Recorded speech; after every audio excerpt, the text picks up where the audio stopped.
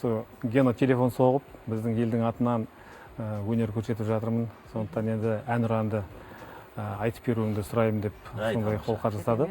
Сондықтан өзінің концерті тақалып тұрғанына қарамастан, соған енді амандық болса барып келіп үлгерем. Ар жағында енді елдің абыройы маған деген үлкен құрмет қой, үлкен қос сенім батыр бір-бірін қолдап жатыр дейсіз ғой. жатыр дегеннен кейін амандық болса соған кетті, енді Алла тілегіңді берсін деп жаңа шығарып салдым.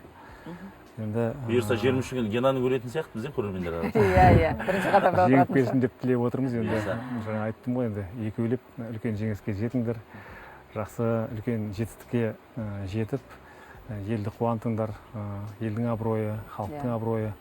Мына рухани тұрғыдан биіктесек, қашанда жүрегіміз ізгілікке толы болса, басқа мәселелер шешіле береді ғой. Ең бастысы айбынымыз асқақ болу керек, рухымыз биік болу керек.